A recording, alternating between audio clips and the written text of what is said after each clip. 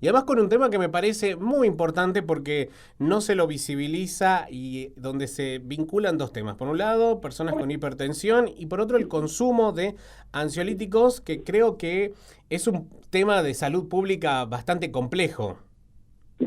Así es, se mezclan dos temas, que de hecho un poco así surge esto, digamos, del planteo, digamos, la duda de como con consulta psiquiátrica, yo me especializo en adultos mayores, Ujú.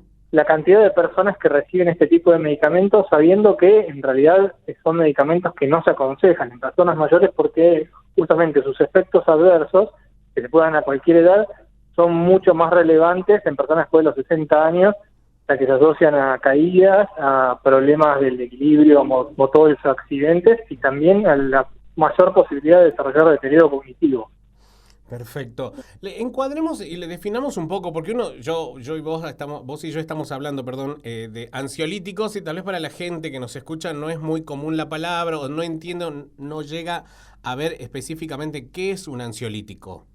Exactamente, ansiolíticos, hay un grupo muy grande dentro de los ansiolíticos, y los que nos referimos específicamente son lo que llaman las benzodiazepinas, que para la gente común es los que terminan en cepam, o sea, Ujú. lorazepam, bromazepam, clonazepam, alprazolam, alprazolam, o sea, todas esas drogas, que tal vez nombres comerciales los más conocidos son el Rivotril, el Alplax, el Trapax, y muchos otros, en realidad son medicamentos que se usan para varias cosas, pero que en realidad si uno empieza a escuchar esos nombres, seguramente a alguien le sueltan conocido o porque lo toma o porque conoce a alguien que lo toma, porque se usan mucho más de lo que se debería, ese es el gran problema, porque son una parte muy difíciles de abandonar, ya que generan acostumbramiento. Exacto, pero a ver, para que esto quede claro, el medicamento cuando es bien usado en en la población que verdaderamente lo necesita y se encuadra dentro de los que se recomienda, no es que uno está buscando desterrar el medicamento, sino que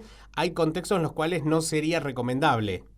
Exactamente, de alguna manera podemos homologarlo a lo que pasaba o pasaba mucho tiempo con la aspirina o algunos antiinflamatorios o medicaciones para el dolor, que también, bien utilizados perfectamente, son de gran ayuda, pero usados de forma inadecuada o exagerada por tiempos prolongados, a la larga terminan siendo contraproducentes. Que son, digamos, es el equilibrio entre que usados bien sirven mucho y usados mal son muy perjudiciales. Eso es lo que tienen generalmente algunos medicamentos. Bueno, y en base a evidencia, a los datos que hoy disponemos, que ustedes han podido recabar también, esto vale aclarar también en la que en esto que estamos hablando hoy, la Fundación Cardiológica Argentina también ha mostrado preocupación, por eso decidieron unirse y de alguna forma poner en advertencia a la población y sobre todo al equipo de salud. Exactamente, como decía, en un intercambio que se dio justamente por Twitter con un colega cardiólogo que se especializa en hipertensión de la Fundación Cardiológica, empezamos a intentar, digamos, otro de los grandes problemas es esto, es que a veces los médicos especialistas cada uno ven solamente su parte del problema Sí. y después termina viendo, digamos, la medicina se compartimentaliza y no hablamos entre nosotros. Entonces, esto surgió justo, por suerte, de un ejemplo en el cual un psiquiatra y un cardiólogo empezaron a charlar, al cual sumó la Jorge Tartaglione, la Fundación Cardiológica Argentina, y después de una revisión de la evidencia y la bibliografía, llegamos a la conclusión que tanto yo como psiquiatra, hoy como cardiólogo, no encontramos ninguna justificación, de hecho en ninguna guía cardiológica se aconseja el uso de estos medicamentos para la hipertensión arterial, y las guías de psiquiatría dicen que en casos solo puntuales se desaconseja su uso en adultos mayores. Y de hecho, probablemente mucha gente podrá sorprenderse, decir, no, pero bueno, mi médico me dijo, yo tengo presión nerviosa o emocional, o cuando me sube mucho la presión me tomo esto para que me baje. La realidad es que sí, lo que se ve es que cuando uno le sube mucho la presión, muchas veces tomar algo baja, pero que no necesariamente esta medicación es mejor que otros tratamientos menos riesgosos o incluso que no hacer ningún tratamiento, porque a veces la subida de la presión arterial no necesariamente es una emergencia hipertensiva, o sea, no es algo que haya que resolver inmediatamente porque está en riesgo la vida, sino que hay algo que se llama hipertensión de guardapolvo blanco, que es ante situaciones estresantes. A veces la presión arterial puede subir transitoriamente, que es lo que le pasa a mucha gente, que tienen la presión normal, salvo cuando van al médico, por eso guardapolvo blanco, Sí. y cuando le toman en el consultorio tienen la presión más alta que cuando se lo toman en la casa. Pero no, eso no implica que es un riesgo para su vida ni que deba ser medicada. Tal cual, y es por eso que, por lo que entiendo y he visto en la práctica, muchos cardiólogos te hacen un seguimiento de 10 días en 2 horarios distintos, pero que tenga que repetirse durante varios días, fuera del ámbito hospitalario, es decir, tal vez en la farmacia de tu barrio, en un ambiente tal vez un poco más descontracturado, como para poder ver esa evidencia en cuanto a si hay una hipertensión o no, por ejemplo. Exactamente, una golondrina no es primavera, dicen, y bueno, esto pasa lo mismo con la presión arterial, tiene variaciones, entonces uno tiene que ver el contexto no solamente en un evento, sino en diferentes situaciones. Incluso las personas que tienen realmente hipertensión, que no es un aumento transitorio de la presión arterial, sino que padecen la enfermedad y que incluso la hipertensión es bastante prevalente y muy grave en las consecuencias que tiene a largo plazo si no se tratan, que no siempre es con medicación, hay un montón de intervenciones que no tienen que ver con la medicación. Tampoco este tipo de medicamentos serían de utilidad. O sea, en realidad no hay un escenario, en ningún escenario cardiológico, este tipo de medicamentos tienen un beneficio claro, o por lo menos que superen los riesgos de las consecuencias negativas, sobre todo cuando estamos hablando siempre en personas mayores de 60 años. Perfecto. Y obviamente, tal vez un paciente, como vos recién lo decías, ¿no? Que nota que encuadra dentro de esta situación que vos bien has descrito, dice, ¿qué hago entonces a partir de ahora? Voy al médico y le digo, doctor, ¿por qué estoy consumiendo este medicamento? Veo que un investigador médico habló sobre este tema, lo plantea, espera que el médico sea el que diga, bueno, ya no va a hacer falta que lo tome, lo suspende, ¿qué hace? Debe consultarlo primero y principal para corroborar si hay alguna justificación para tomarlo.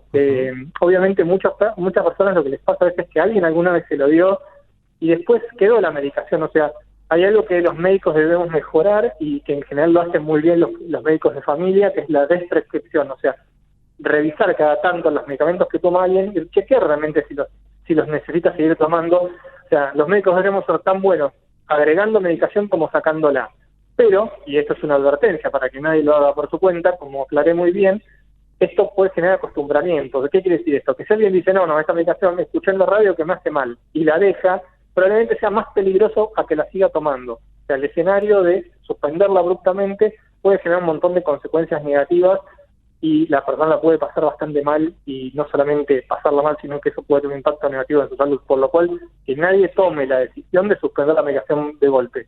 Sí, hablarlo con el médico. Si no están conformes con lo que el médico le responde, siempre se puede hacer una nueva consulta.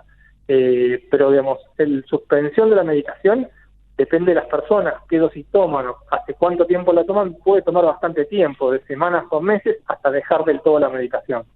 Exacto, sí, el tema de la polimedicación creo que es un desafío sanitario que hoy tenemos que buscarle una respuesta desde todas se tiene que buscar desde todas las especialidades, todas las disciplinas de las ciencias médicas y sobre todo en la población adulta mayor, así que creo que estamos tocando un tema muy interesante. Y hablemos específicamente de qué hacer o qué puntos le podemos dejar para los profesionales de la salud, no solamente el médico me refiero, ¿no?